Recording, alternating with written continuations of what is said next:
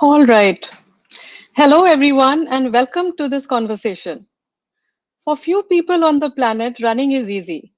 But for most people, running is more difficult or painful. Some people think it's even out of the question.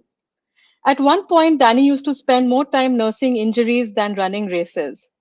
Then he figured out a way to run with minimal effort. He says that we have been running since we were humans on the planet. And there's no reason to be injured when you're running unless you're doing it incorrectly. And that's when he came up with ChiRunning. ChiRunning isn't just about running. It's about the principles that empower you to live a healthy and a balanced life, avoid injury, focus your mind, engage your core, and run like the wind.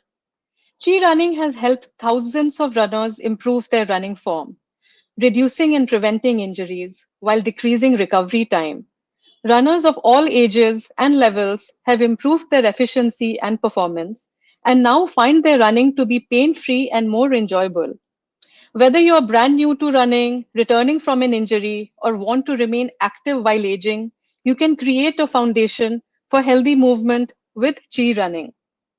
Today, we are privileged to have Danny Dreyer, the founder of Chi Running and ChiWalking, with us here today. Danny's work is based on his 25-year practice of Tai Chi and his 45 years of running and racing. He has coached hundreds of thousands of runners and brings his deep knowledge to all the Chi running and Chi walking teachings. Danny has had a very successful career as an ultra marathoner and has raced every distance from a 5 kilometer to 100 miles. He has successfully completed 43 ultra marathons with podium finishes in all but three. Danny has also co-authored three books along with his wife Catherine, which I'm going to show you. One is Chi Walking, one is Chi Running, and one is Chi Marathon. And all these have been introduced to the world, and they share the concept and the approach to running, to walking, and sports in general as mindful practices. And last but not the least, I'm privileged to be coached as a Chi running instructor by Danny himself in Feb 2018.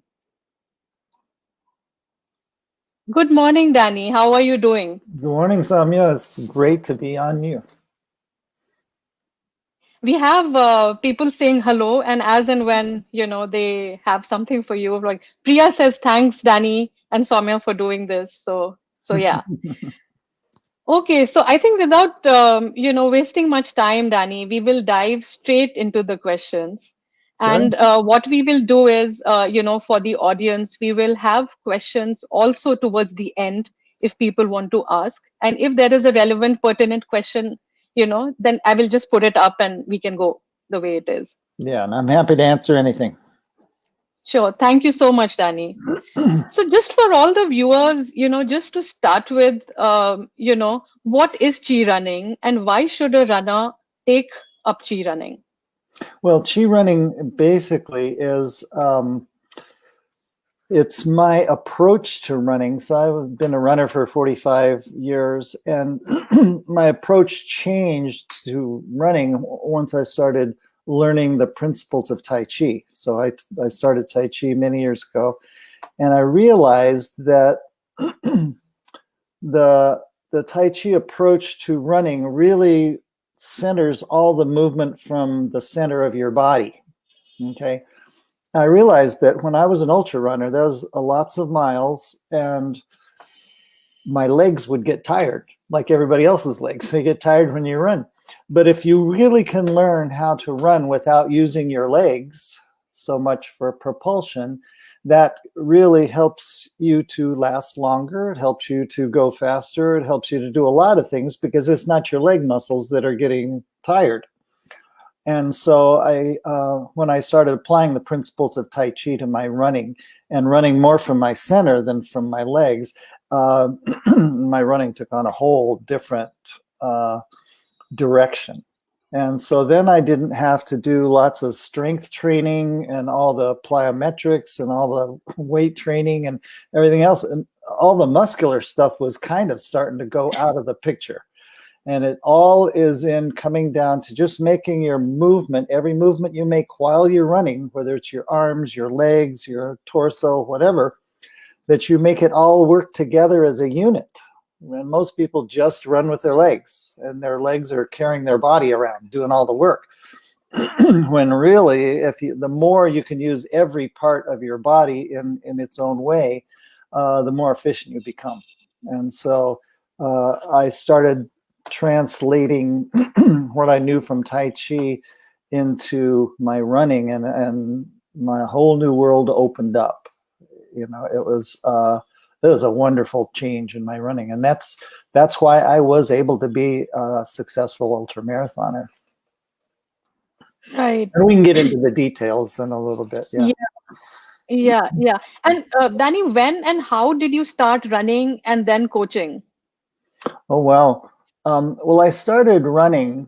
I started running 45 years ago, probably going on 50 years by now. And I started coaching in 1985. I remember I started coaching a little kids track team for children, and that really was a fun way to start. But then my real coaching, when I started doing the ChiRunning coaching, was in 1999. So that's 21 years now that I started doing that. And that was when I was really starting to play with this thing of combining what I knew from Tai Chi with the running. And I started right away, started having really good success with people who were injured. Yeah. Wow, that's excellent. And what really happens is here, like most runners that we see and around, they don't really have the patience to focus on their form while running. And chi running is a lifelong practice. It's always work in progress. Yeah. So how long do you think it takes for a person to get the hang of it? Well, it depends how impatient you are. Mm-hmm. The more impatient you are, the longer it takes.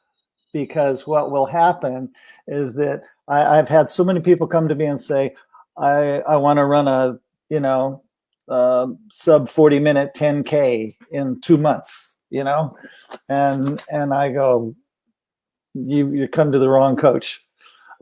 You can't. If you want to, most people get impatient because they want to go faster right away, or they want to go farther right away. But if your technique, how you run, doesn't support that, then some part of your body is going to break. It's an injury, And so if you're not running well, then even however big your dreams are to someday run a marathon or whatever it is, if you don't run well, then the further you go in your distance training or whatever, the more likely you are to get injured, because you're moving your body in a way, if it's incorrectly moving, that's a repetitive motion that's not correct, right? And that adds up, and your body starts compensating for it, and pretty soon it gets injured. And so, the best way to start is with just really good technique. So I tell people, even if they've been a runner for a while, I tell them, really work your technique first. In the book that I wrote, there's a formula, 3-step formula. It's form, distance, and speed. So you start with form. Always start with form. If you can't skip steps, you can't jump to distance all of a sudden, or something's going to break. You can't go to speed, or something will also go wrong. So start with form, and if you do that, then your body is really gradually adapting to a correct way of moving, and then you just expand into more distance and more speed, and it's natural because nothing's working incorrectly. Nothing. So there's only two ways to get injured. Okay, one is overuse. That's when your muscles aren't strong enough to do what you're requiring them to do. And the other is impact. And so for most runners, it's either impact, hitting the ground too hard, or it's overuse, which is pushing off too hard. Okay. Yeah. And so one of those two usually causes an injury. A third way you can get injuries is if your body just has lousy alignment, And then that's still a repetitive motion injury because your body's moving in a way that it's not lined up to work right. Okay, so it's either overuse or impact. So Right. And, rightly said, Danny, it's form, distance, and speed, right? Most of us go the other way around.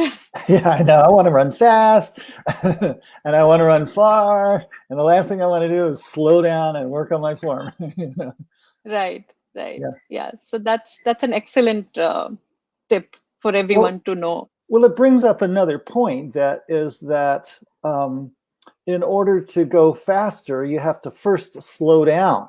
And because that's how you learn how to move your body in a really good way. You have to slow it down a little bit. You can't learn at speed because your instinctive body will just take over and run however it's used to running.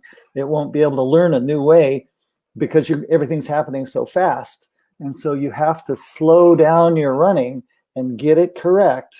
And that's the part people struggle with because they go, well, Yeah. I'm really impatient. I wanna go fast real soon, and I don't feel like slowing down because they feel if they slow down, they're gonna lose their edge, Right. with their competitive edge with races or whatever they're doing.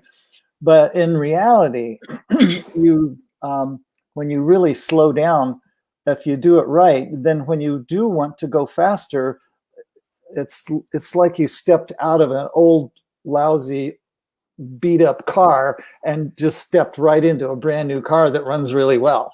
And it's this, it's that drastic if you really do it right. So even in Tai Chi, when I learned Tai Chi, you see people doing Tai Chi and they're moving really slowly, like this, Yeah. But if you speed it up, it's like a punch or a hit or a kick, but they have to learn it really slowly so you can feel your balance. You can feel like your body moving. You can be in touch with your body. And that's the beauty of it. Yeah. Yeah. So we have a comment here, Yeah. particularly because most of us have forgotten how to run for 30 odd years. Yes, exactly. Most of us ran really well as kids. Yeah. If you watch children run, they run Right. beautifully. Absolutely. Yeah, they have a beautiful forward fall. That's how they propel themselves, is by falling forward. Right. And the problem is as you get to be an adult, you just don't like falling down anymore. You're further from the ground. It hurts more, and so people start running upright, and that Yeah. all of a sudden changes all the physics of how they ran as a kid, which was like falling forward. Okay, Right. as you start running upright, everything starts going wrong, because if you run upright, then you have to go back and rely on your legs for propulsion. Because if you're upright, there's no way you're going to move unless you push yourself. But if you're falling forward like little kids run, then gravity is pulling you. You're falling over. You're moving by the propulsion, by the pull of gravity. Yeah. Right. So And yeah. that's in fact, taking me to the next question, exactly what you said, Danny, that you have a quote in your book by Caroline Myss, Yeah. that says that your biography becomes your biology. Yes. Yeah. Right. So, and that's exactly, where you said that as kids, unintentionally, we run well. I mean, that's the way to run. But what really happens when we grow up and become adults? I mean, it just goes away from our minds, and everything is all over the place that we need to relearn to get back to it. Yeah. Well, you take on, as an adult, you take on various lifestyle habits. Your posture might not be as good. If you're on a computer all day, you're hunched over and your head's tilted back. Then if you're sitting all day, your hamstrings get shortened, and kids are out moving around all day. And as adults, you have to be responsible and make a living and all of that stuff. So you Yeah. get trapped into your lifestyle. Plus, we get as adults, we don't wear the same shoes, for instance, as we did as kids. Little kids had just little flexible, light shoes, and then, as adults, you wear, dress shoes or clunky shoes or boots of some kind. Of, all these little lifestyle things add up over 30 years. And then Yeah. all of a sudden you're trying to work with a body that doesn't even follow the same rules as it did when it was younger. And so then you have Yeah. to, and then plus you hold tension as an adult, who doesn't, right? So that tension is going to All the time. restrict Yeah. how easily your body moves, So if you're not a relaxed person and you hold your shoulders like this, it's going to be really harder for you to run than if you learn to like drop the tension out of your body. So it really does become a lifestyle thing. So your biography does become your biology, absolutely. And you can switch that Right. around. You can turn that around. It's not impossible. Yeah. And chi running has a lot of, you just run relaxed. Yeah. So trying to run relaxed with no tension in the body, it actually sounds strange to many, most of the people.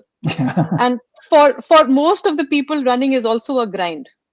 Yeah. So how does chi running change that notion and feeling that it's a relaxing thing to do? Okay. Well, to keep it from being a grind, one of the key things to chi running that I brought out of Tai Chi, and you'll find it in yoga, you'll find it in all kinds of body practices, is good posture. Okay. So the thing is that if you have really good posture, it means that your bones are lined up to support your body weight, right? And how a lot of people stand is with their hips too far forward and their shoulders back, and then their head goes forward, and they make this big S curve. Well, when you start moving, then if your posture is out of alignment, then your muscles have to support your body weight because Yeah. you don't have that alignment. It's like the legs on a chair, will support the weight, but if the legs are all bent and soft and weird, it won't support you as well. So posture is really, really important. And I would say one of the most important things about posture is what many people don't even think about, or they've never been introduced to, and that is, like when you're doing yoga, they say you'll lift from the crown of your head, right? Not the top Yeah. of your head, just the crown. It's back here. And if you lift, even I would tell everybody watching this, if you sit at a desk all day, sit at the desk lifting at the crown of your head. If you do that, I mean, in fact, if anybody's sitting in a chair right now, if you lift up at the crown of your head, which set of muscles engage? Your abs. You can feel it. It sits you up in the chair. Your core engages. So what happens when your core engages by lifting here? I mean, it's easy. That's all you have to do. You don't have to go to the gym and do crunches. You don't have to do all these sit-ups or anything like that. Planks, just lift at the crown of your head and it will engage the alignment of your spine. So then your weight is borne by your muscles and the correct muscles are engaged. You really only need to engage your core muscles to hold your posture straight. And so that takes a lot of the support work off of your muscles because you're really using your abdominal muscles to hold your posture line straight. Okay, so then that erases about 60% of most people's muscular work while they're trying to Yeah.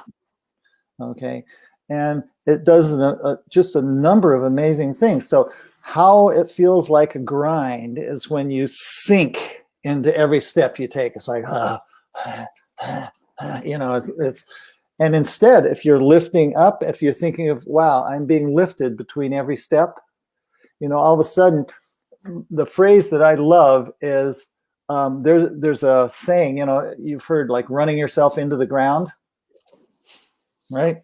Yeah. That's literally how most people run, is they run into the ground. They're like stopping themselves. They're pounding the earth instead of, and what I switched that out with is running across the surface of the earth. Instead of running yourself into the ground, just float across the surface of the earth. That's much easier. Even the image of doing that is much easier than thinking of plodding, plodding, heavy steps. Lifting here really keeps you lighter on your feet. That's the whole trick to not expending all that energy and support, So postural alignment, lifting, thinking lightness, thinking floating across the earth instead of plodding. And just by listening to this, it just sounds so peaceful already. And yeah, and I'm sure most of the people, watching you right now that you talk about posture, have suddenly got reminded that they have to lift at the crown of the head and Posture watch the takes show. work. Posture takes intention. And so that's why I call it a mindful practice. It's mindful movement because you have to pay attention. And that's a part of why, what makes it hard for people to get or think about. It's because they say, oh my God, I just go out running to kind of relax and not think, right? And then ChiRunning, I have to pay attention to what I'm doing. Well, why would I do that? Well, the thing about it is that you don't pay attention like every second of the time you're out there, but often enough that you realign yourself, your posture. You remember what you need to relax. You're always sensing in your body, where am I holding tension? How can I let go of that? How high am I holding my shoulders? Oh, I can drop them 2 more inches, And so it's this whole way of being mindful about thinking about what you're doing, but not dwelling on what you're doing. You're just reminding yourself every now and then. It's really similar to hitting the reset button on your computer, a refresh button. No different. But you don't sit there and hit the refresh button like constantly all the time. You just hit it when you feel like, oh, okay, something's not working right. And so you hit that refresh button, and as soon as you do, and it depends on what you have what intention you have hooked up with that refresh button. But some people I know that hold a lot of tension in their body, if you can feel that tension, that's the beginning. That's a really good stage. If you can feel where you hold tension, then you have the possibility of letting it go. And it doesn't take muscle to let go of tension. It just Right. it takes intention to let go of tension. I love your quotes. Yeah. And so talking about like when you raise at the crown of your head and you engage the core, and there are like months and months and years that people spend in strengthening the core in the gym and all of that. So what is your take on strength training for runners? Because most of them are confused as to, I know I don't have to build muscle, but I need to do some amount of strength to just get going, and even for a lifelong practice, just to have Mhm. healthier bones or whatever that may be. Yeah. So how do you think that Well, is strength training. So here I have another quote. So I like to use the phrase, if you want to build muscle, it's important to build. The only time you really need to build muscle is if you need muscle, to do something. Okay. So if I was a package delivery guy, I'd be doing some kind of strength. My job would be my strength training. I really wouldn't even go to the gym. Okay. But you only want to develop muscles that you're going to be using. And so if some guys go to the gym, they want to get really buff, and huge. That's like a waste of time. That's not going to help you run at all.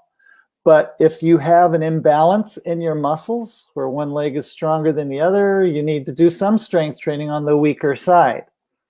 If you have, if you slump at your desk all day, you need to build the muscles to like at least stand up straight. So your spinal muscles. So there are certain muscles that you need to develop only if they are weak and obstructing your movement somehow, altering the efficiency of your movement. But that being said, when you lift at the crown of your head, it engages the alignment of your body, which does engage your core, but it does also engage all these little smaller peripheral muscles to help keep the alignment going. So actually, as you lift at the crown of your head and as you start moving forward, the right muscles are being used to support your weight, and everything else doesn't need to be used. So you can let go of it. So in terms of strength training, you don't need to strengthen muscles if you're a runner. Now, I will qualify that. If you're a runner, you don't need to build muscles to run. you know, unless you're a sprinter or something like that. But I mean, most of us that are runners are out there for a longer distance, 5K, 10K, you know, whatever. Right. And so it's more endurance type running. Yes. And sprinters do need to have muscles to go fast, but you also need good technique before you have those good muscles, or all that speed's going to require too much muscle. But for endurance runners, anybody running longer than a 5K, you need to do it from being in a relaxed place and trying to use the least amount of muscles possible. That's my goal. When I go out running, I want to come back rested. You know, Yeah. my intention is to not use my muscles, but in fact, the opposite. My intention is to relax with every step. How can I relax here? How can I get looser? How can I, you know? And so it's really it's not strength training. If you need it, then do it. But if you don't need it for running, then don't do it. If you're a weightlifter or something like that, you might need muscles to do what you do. But for the sport of running, nah. Just Right. I don't We have big calf have muscles. I don't have big arm muscles. And my body, for all the running I've done, my legs are small, you know, because most of my propulsion doesn't come from my legs. It comes from the fact that I'm falling forward. right. Yeah. We have a question here, Danny, from Avinash. He says, what about flat-footed people? Does it hinder the speed of running? You know, I've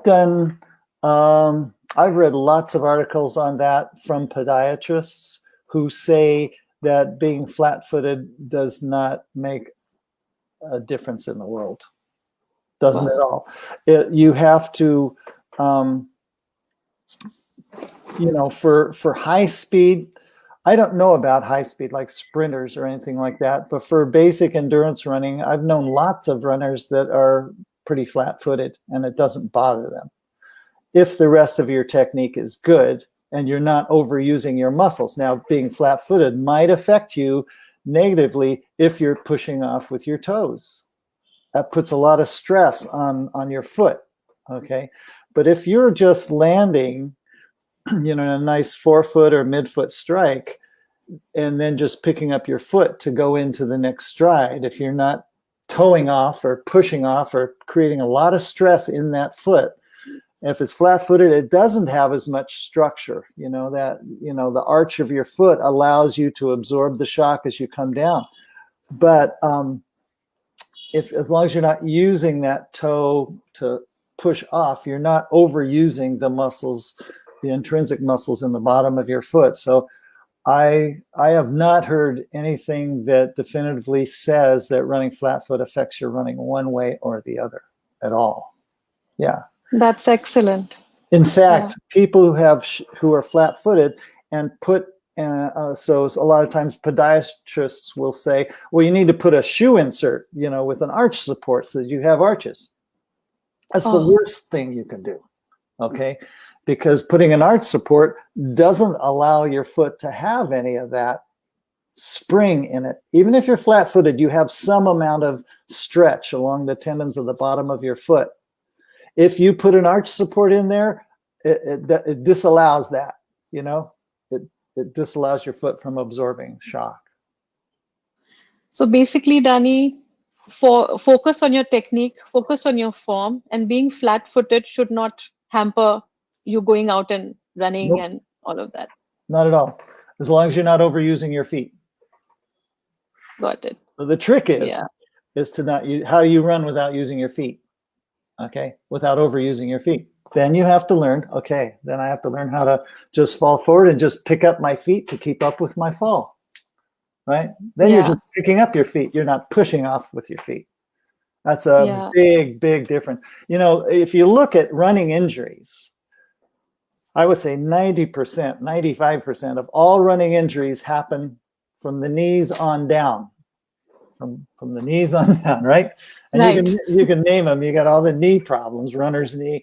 You got you know, iliotibial band syndrome down at the knee. You have shin splints, calf pulls, Achilles tendon problems, plantar fasciitis, metatarsal stress fractures, Morton's neuroma. I mean, it's all below the knee. And so why is that? That's because those from your knees down, that's the real distal, the real peripheral far end of your legs. All the muscles down there get smaller and smaller and smaller as you get further away from your core, right? So your core is where all the big muscles are that need to do the big work.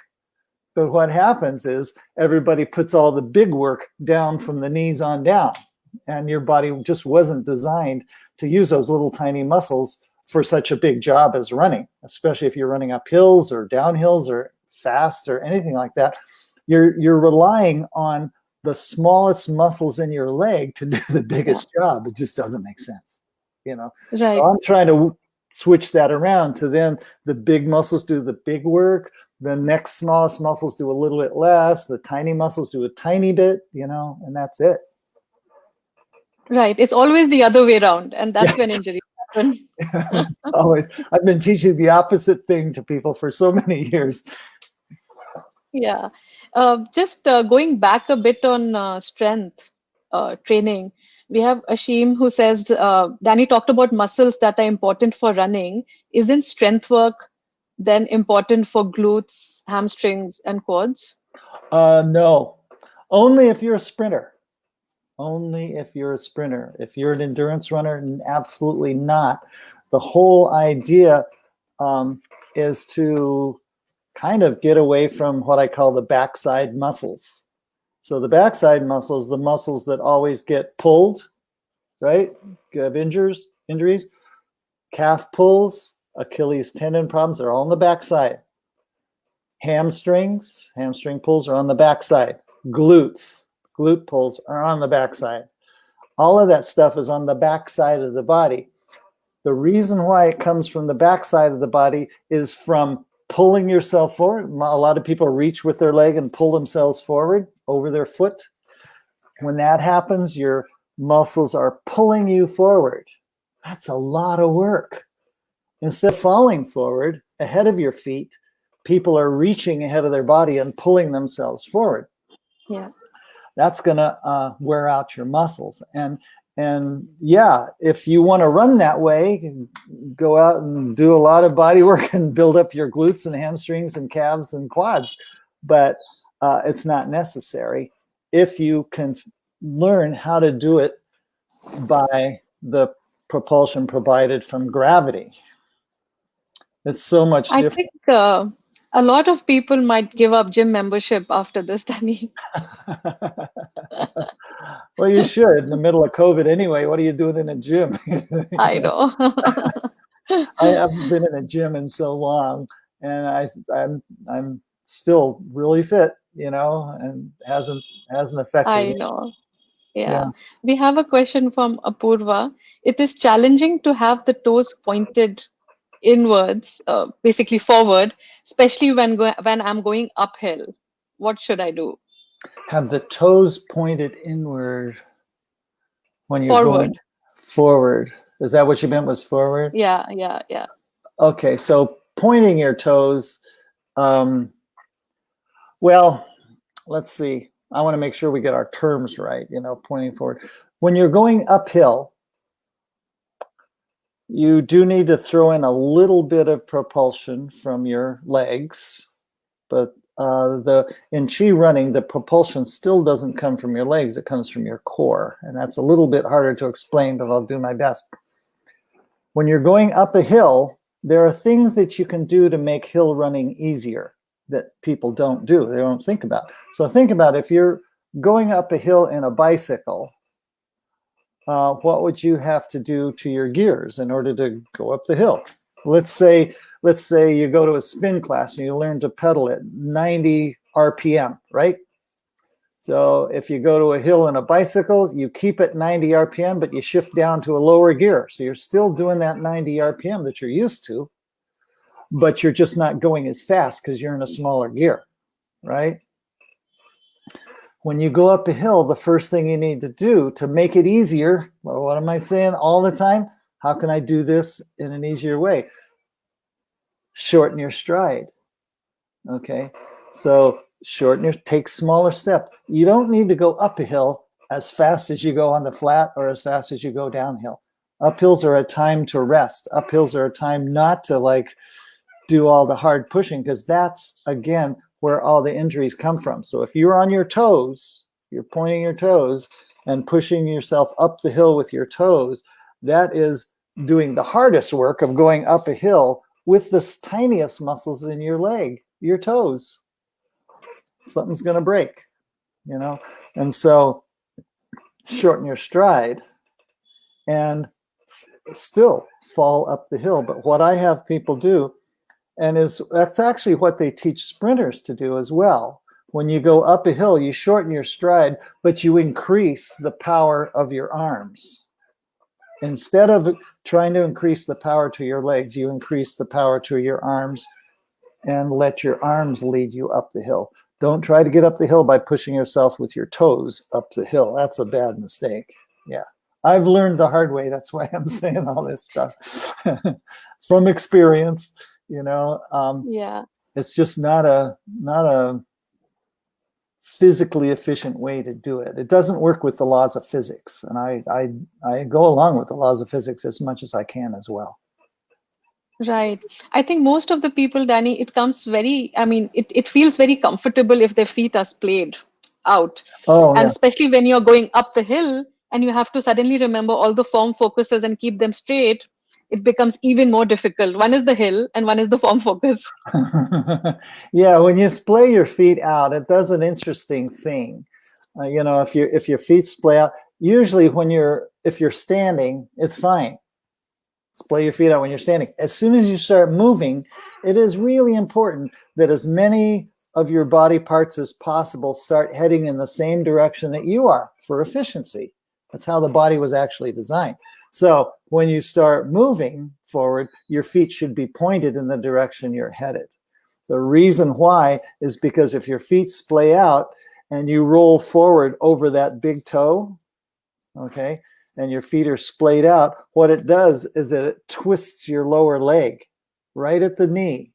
And that's why people get these medial meniscus pulls, because their feet are splayed, because every time they take a step, their foot is rotated out and their foot is rotated out. And so it pulls on the inside of their knee.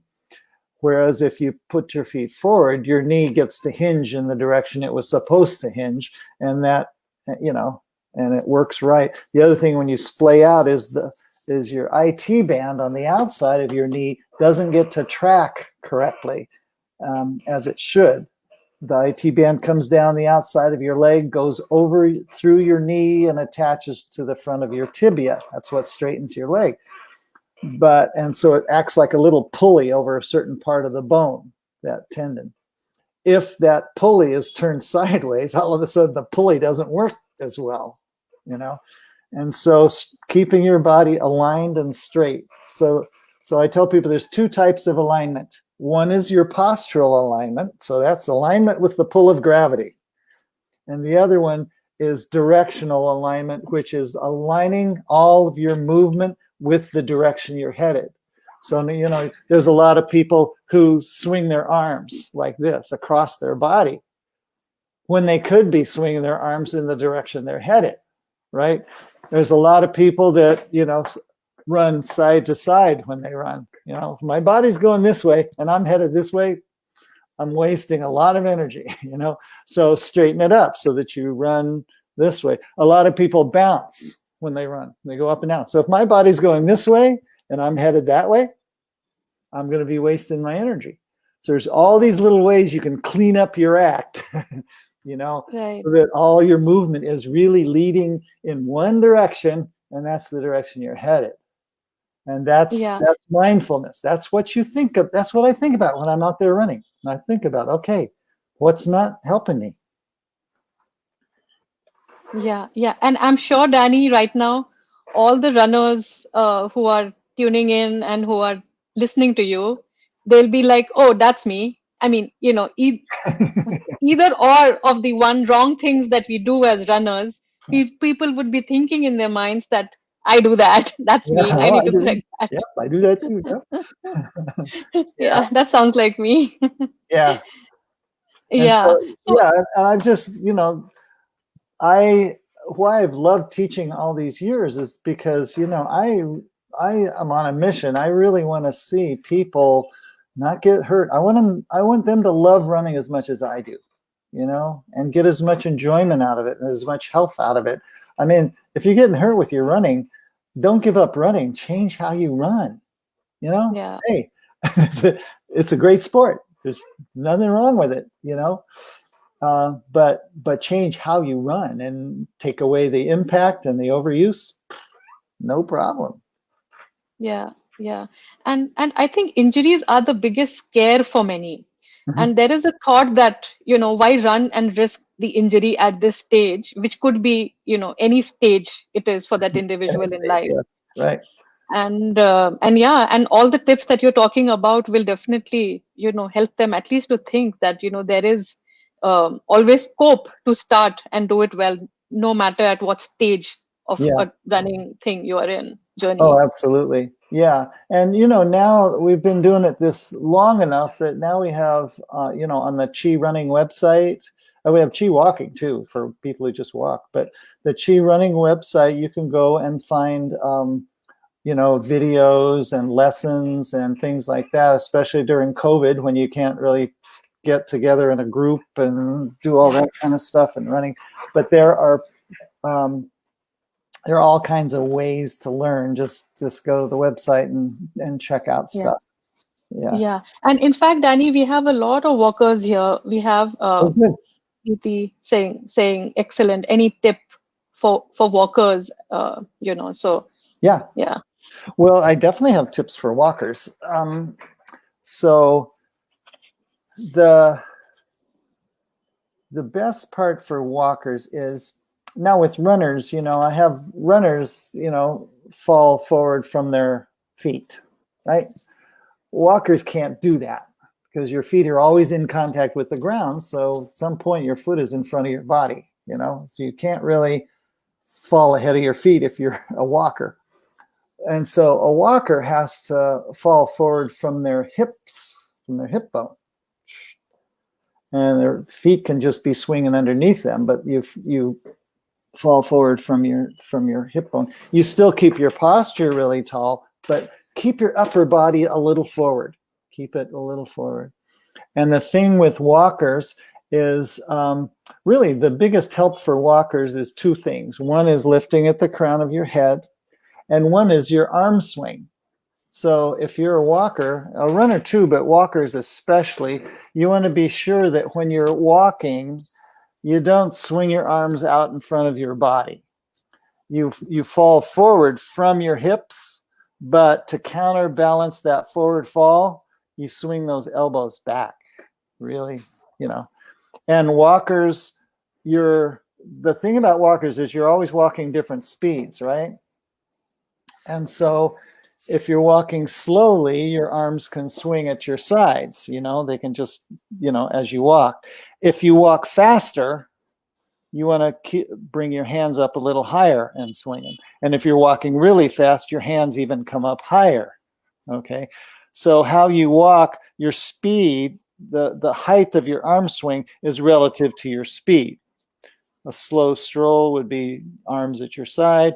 A little bit faster, would be up here. If you're into fitness walking, where you're really getting your heartbeat going and everything like that, you want to really get those elbows going, So for walkers, as you walk slowly, your cadence, the rate at which your feet touch the ground is slower.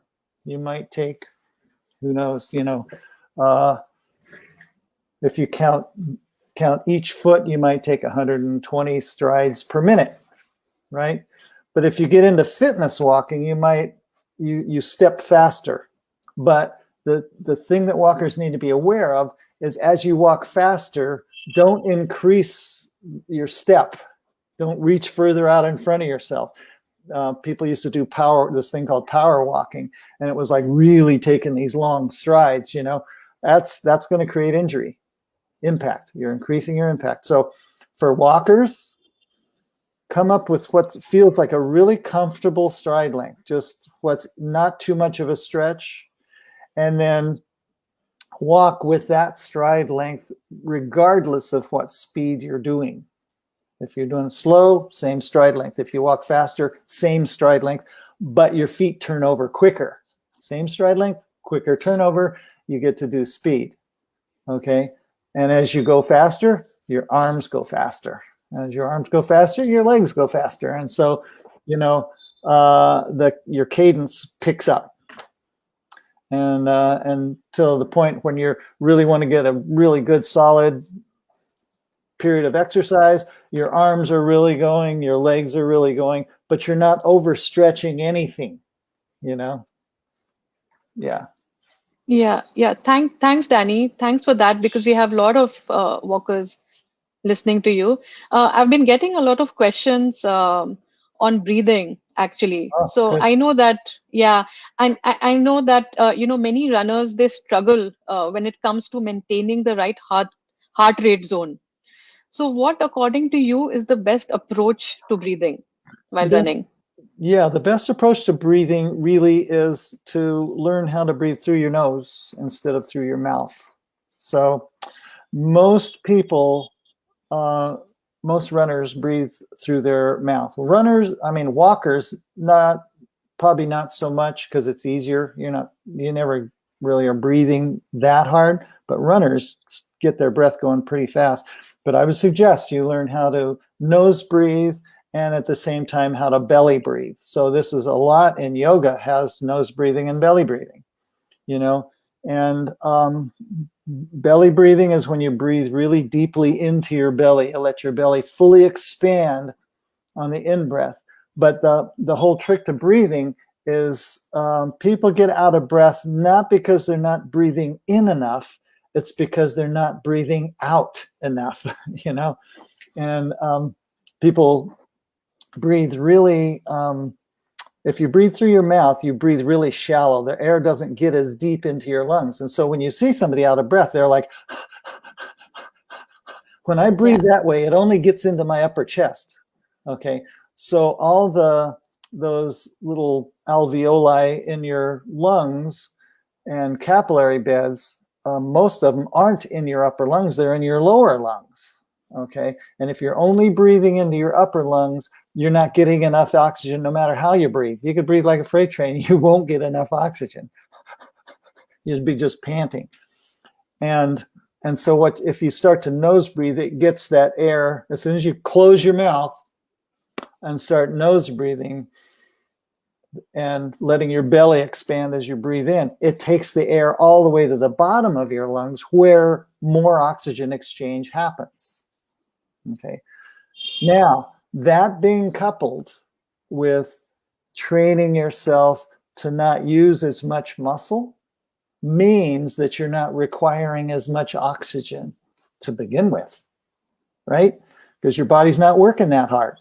Your muscles aren't having to work that hard. So your breathing can settle in to where you're breathing through your nose. Because otherwise people go, oh my God, how in the world am I going to run with my mouth shut?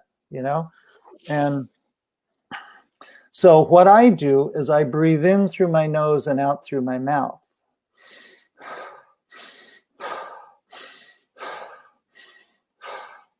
Now it does a number of things.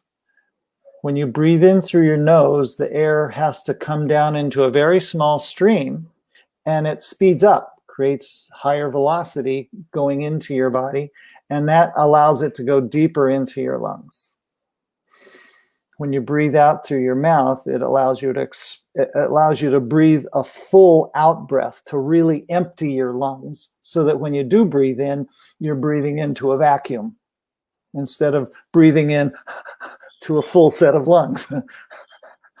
Okay, so you really get a full oxygen exchange if you empty your lungs. And by that, I mean drawing in your abdominal muscles to completely empty your lungs as you breathe out. So if I do this, if everybody wants to try this, purse your lips like you're trying to blow out a candle. Okay? And then what you want to do is put your hands on your belly. And as I exhale, I pull my belly in. So I go, and I breathe in through my nose. I let go. And you can see my mouth maybe. Mouth, nose, mouth out, nose in. Okay. And just do that when you're walking or running. Start that as a practice. Try to do it during the day. I mean, just learn to like breathe through your nose more than not, even when you're sleeping.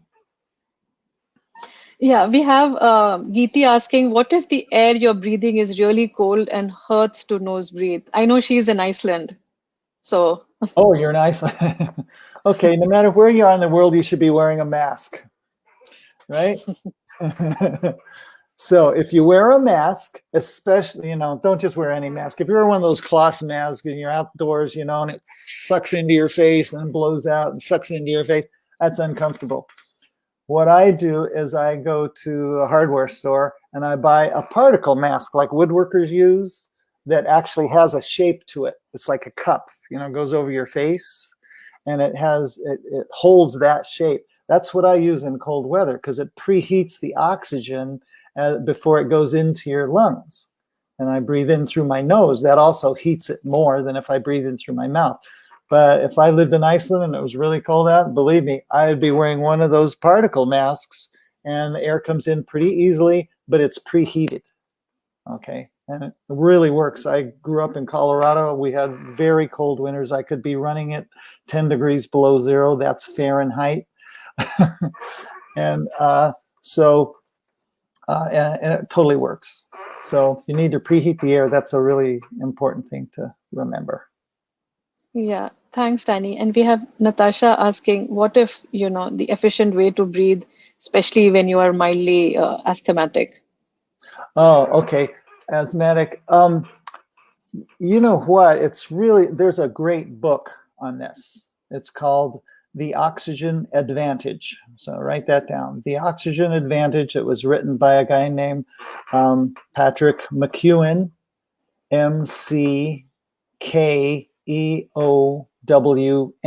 Patrick McKeown, The Oxygen Advantage. He explains the whole thing, and he has cured many asthmatics.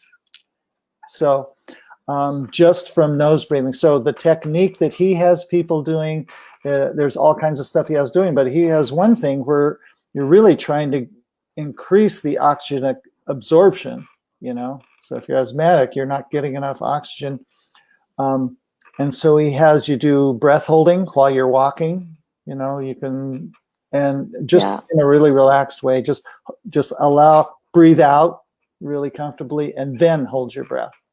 And then just hold it for as long as feels comfortable, and not to where you have to gasp to take a big air back in, and then breathe for 30 seconds. And then do another one where you hold your breath out and then relax and breathe in. What that does is it increases your body's ability to tolerate CO2. Okay, so people have the whole wrong impression of carbon dioxide, CO2. They think that it's a bad thing and you need to, that's what you exhale, right?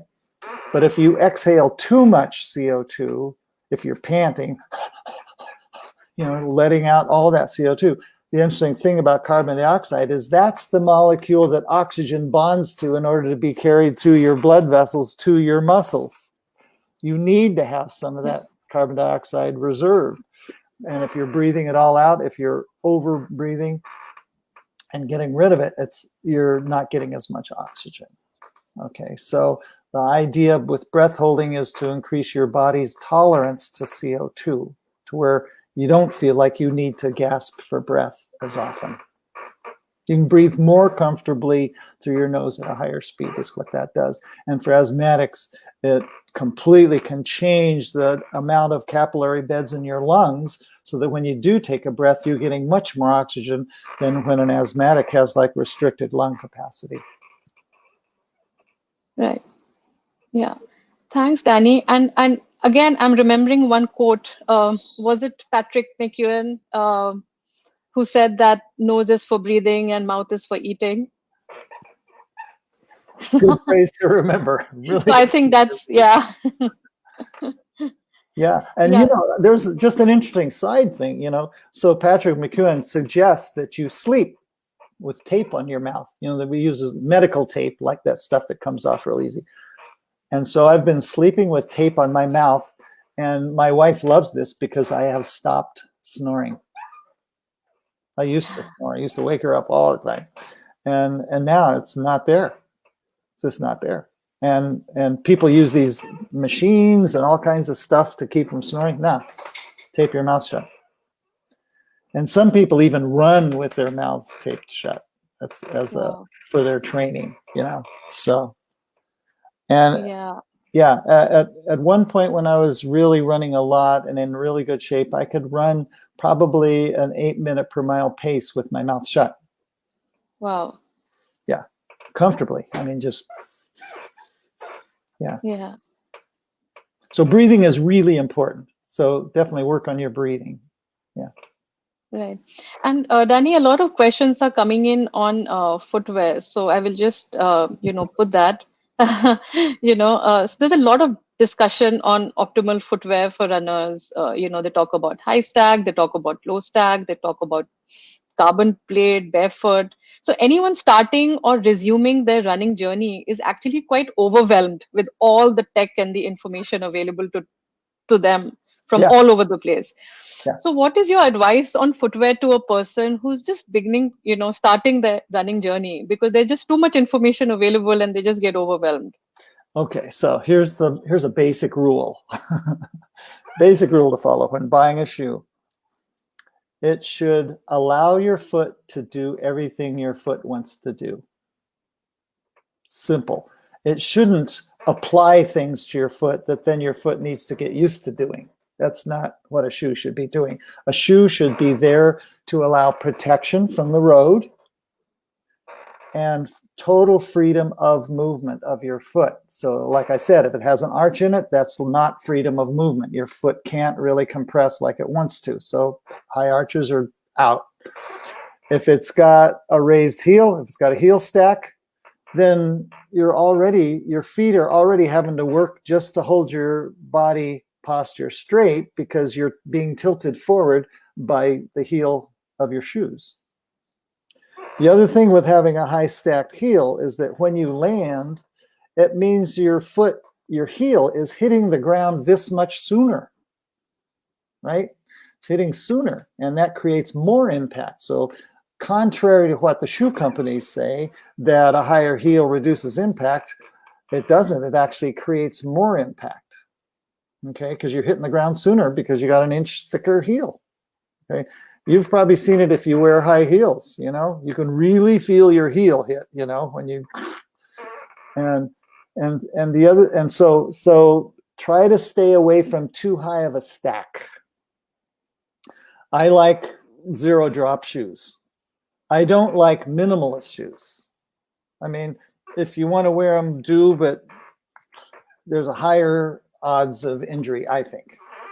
And I can't run as well. I can't run as fast in minimalist shoes when I go downhill. I do lots of trail running. I don't like running trails on little thin, tiny shoes. It hurts. Doesn't feel good. And so I run on a zero drop shoe that has a little bit of cushioning on the bottom. That's my favorite shoe. It's flexible, plenty flexible, and it has. The other thing, I'll take off one of my shoes. You want a shoe that has a toe box shaped like your foot. You see your big toes out here, and then your other toes taped like this. You don't want a shoe that's pointed like this, like a lot of running shoes are, because it cramps all these toes, these little toes, it cramps them all together, and it turns your big toe in. It does all this stuff. That's why I say you want to get a shoe that allows your foot to be a foot, So my toes get to spread. They're plenty wide. There's, this shoe is really flexible in the forefoot. That's where your foot bends. So carbon plates, why would you want to do that, right? The only thing you want to do with a carbon plate is if you want to keep up with the Kenyans who are now running with carbon plates on their feet, okay? Because what the carbon plate does is it stiffens the front of the shoe. So when you roll over it, it doesn't bend.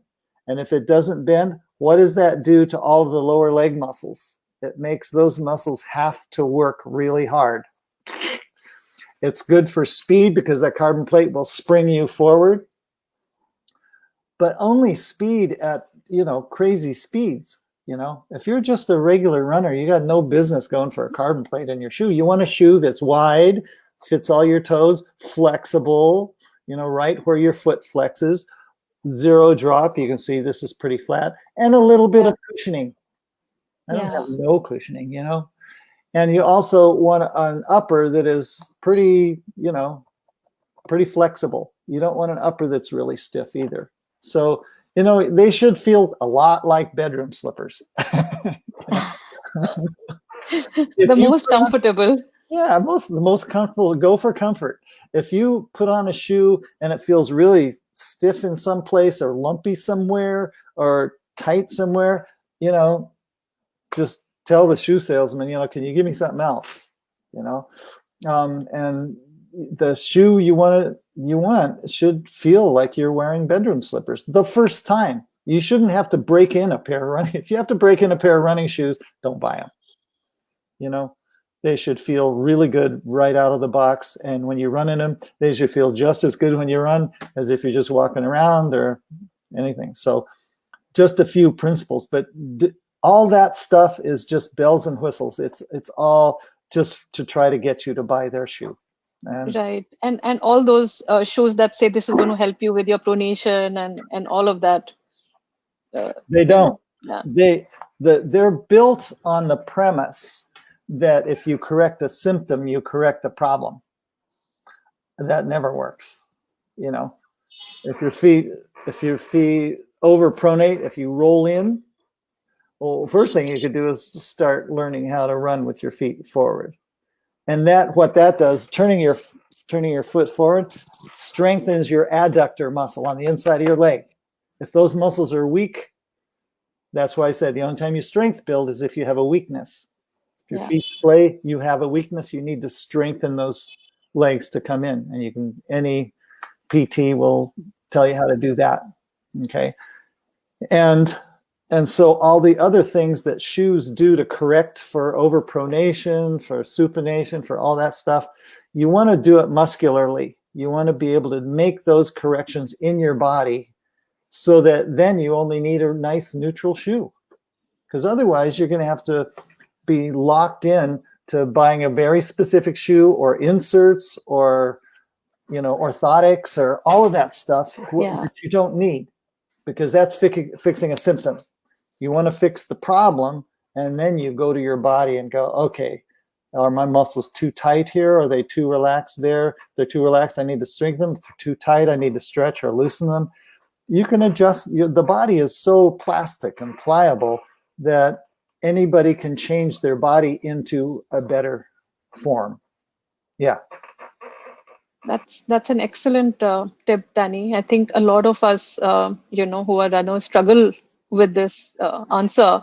So I can imagine a beginner runner totally overwhelmed with what to buy and what to get and all of that. Go by feel, go simple. Yeah. So just in the interest of time, Danny, I have some questions that I collected ahead of the session. Okay. But before I get into that, I just wanted to have a quick, fun, rapid fire questions with you. So fire I'm away. just going to ask you. Yeah, and you have 1 second to answer. Oh, 1 second. I think most of them have already been answered in the session, but I will ask them anyway. It'll be a review then. Yeah. Okay, so running bare feet or with shoes? Shoes. Hill running or trail running? Trail running. Harsh winter running or hot summer running?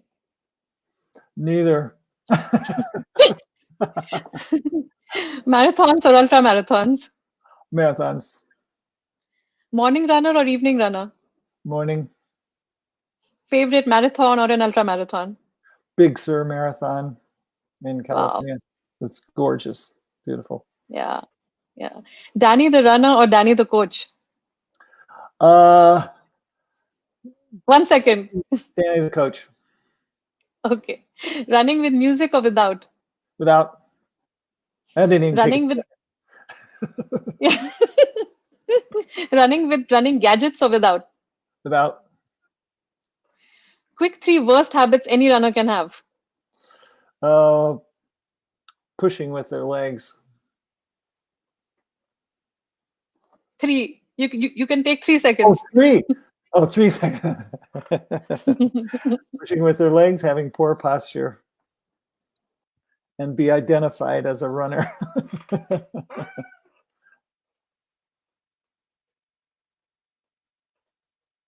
Oop, I lost you. I don't think I can't see you on my screen now.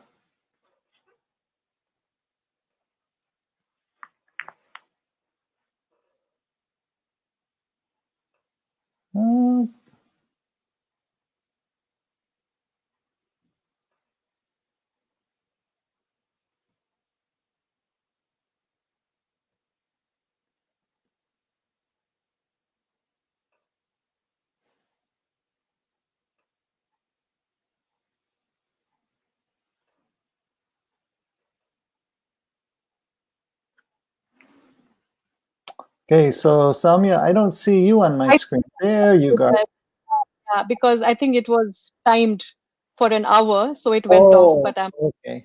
yeah, so yeah, top 2 nutrition tips for runners. I think I missed that if you answered it Oh, top already. nutrition tips for runners: eat. No, I'm just kidding.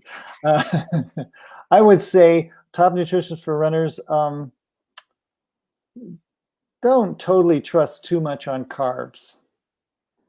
I started off that way, and I really mix in a lot more variety and mixes and proteins and stuff like that. I try to not rely quite so much on carbs as I used to.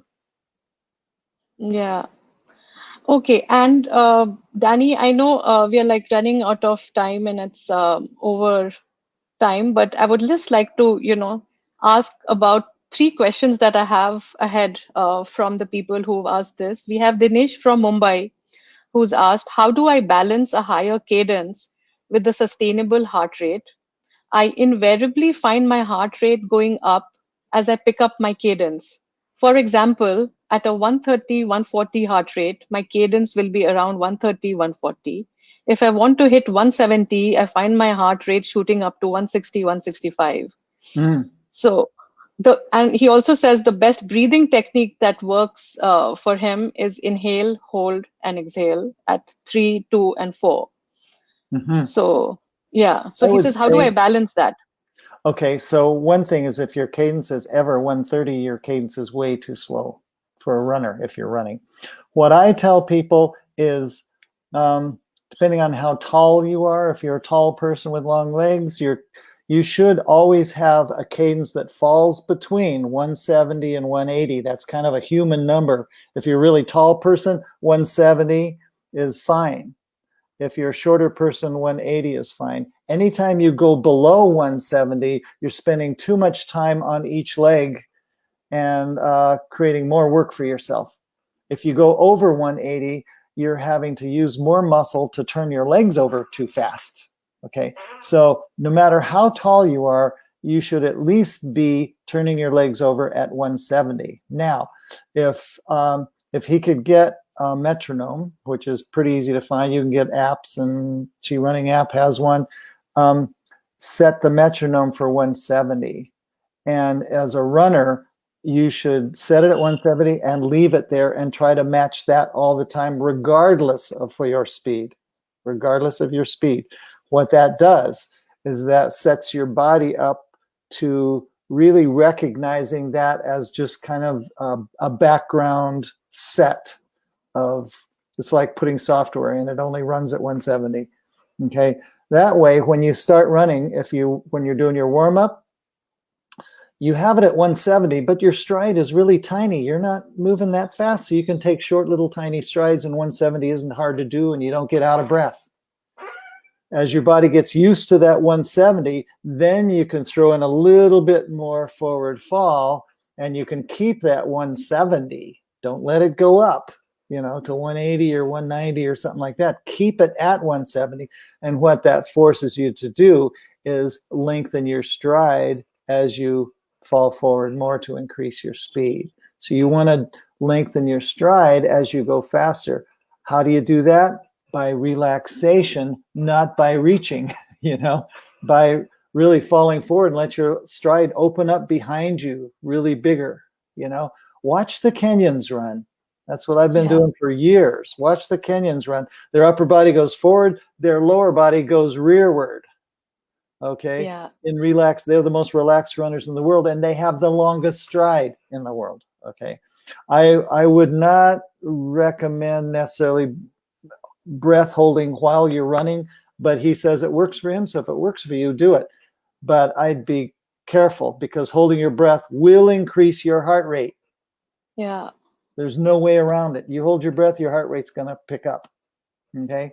So you want to learn to breathe in a more relaxed way. You want to learn to relax your legs more. You want to learn to use the pull of gravity for your propulsion. And you want to definitely make sure that your cadence stays the same, no matter what speed, fast, slow, whatever. Yeah. Thanks, Danny. We have another question from Mandeep from Gurgaon. Mm-hmm. He says, an accomplished runner who has many ultra marathons and marathons under his or her belt still struggles with form. Mm-hmm. Why is it important to go back to focus on proper running form after all these years? Because he's struggling with form. Because, it depends. If you want to enjoy those marathons, ultra marathons or marathons, instead of coming back, carried away on a stretcher or something like that, yeah, you can accomplish those distances. But if you really want to do it in a way that feels good, and you have a smile at the end of your run, and you can go out and run the next day, it's really important to do those distances. If you like doing the distances, great, that's cool. But be sure that you're not overusing any muscles when you do that. So how can you run an ultra marathon without using your legs? I mean, that's a really good challenge, and it's worth it, because if you run a marathon without using your legs, you know what your legs feel like at the end? Like they haven't been used. Wow, what a concept. That's why you work on form. I couldn't impress it enough, because I started off as an ultra marathoner, and I can't tell you how many people were just barely staggering across the finish line. The next day they couldn't get out of bed. They had to have people help them up onto a rug. Wow. And so it's if you want to really enjoy it, like now, even I can go out and run a half marathon training run, on the trails. The next day I can get up and just go out for a run. It's not even a big deal. It doesn't affect my body, because I wasn't ever using my legs, So I would try to talk this person into the fact that it can be really, really enjoyable with almost no downside, regardless of your distance. If you learn how to run in a way where you're not overexpending your muscles, that's, so Right. it's worth it. Yeah. It's worth cutting back a little bit to pay attention to, okay, what do I need to correct? How can I correct it? And then go right back into your stuff. But make sure you take the time to learn it really thoroughly, so that when you do go back, you don't default into how you used to run. You need Yeah. to build a new default. That's the whole trick. Yeah. Thanks, Danny. We have Anindita from New Jersey who's saying, I'm a walker. I don't love running, but can walk for long stretches. Mm-hmm. Is walking not as effective as running? Should I be motivating myself to run instead? My goal is staying healthy, not necessarily weight loss. Yeah. If your goal is staying healthy and you love walking, walk. There's no reason to run. No, running doesn't hold anything over walking at all. The only thing I would say, the difference between running and walking, is that running, you get the same amount of exercise in a shorter period of time. That's about it. There is more impact with running. There's more to watch out for with running. You have to take more care. You could get injured much more easily with running. And so if you like walking and you're just doing it for fitness, go for it. Just walk and enjoy your walks, And there is, in the ChiWalking book, it's really interesting approach to walking. Okay, you can walk and then you can walk, And so in the ChiWalking book, there are 12 different types of walks that you can take. So you can turn your walking into an internal practice. So there's a walk to learn to relax your body. There's a walk to learn to focus your mind. There's a walk to learn to condition it. There's a walk for to really relate to your environment. There's a meditation walk. There's so many different ways you can use walking. Then people just go out and walk. You know, why not take a walk where you come back going, whoa, now that was a cool walk, you know, all kinds of really fun things you can do while you're walking. So the ChiWalking book is really good for that. And that's what I love about it. And we wanted walkers to have something really special, you know, to do while you're walking. You got all the time, you know? Yeah. Yeah.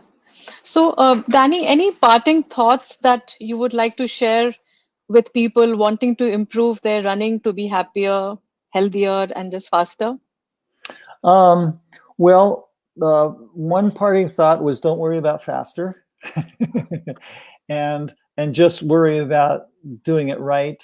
And, you know, the idea is to be able to run or walk for the rest of your life. You know, that's the whole idea. And the idea of doing it right is a way to use either of those activities, running or walking, to improve your quality of life. Why would you do either one? If it hurts, if it degrades your quality of life, if you get injured, if you get tense, whatever, why would you do it? You know, the whole idea behind taking on this stuff as a mindful practice is to do it in such a way where you're constantly improving yourself as you do it, not just your fitness, but improving your mental capabilities and improving your awareness of the world around you. You're improving your awareness of your body, of how to move well, and you're becoming more sensitive to everything in your life. It's like a sensitivity training, you know.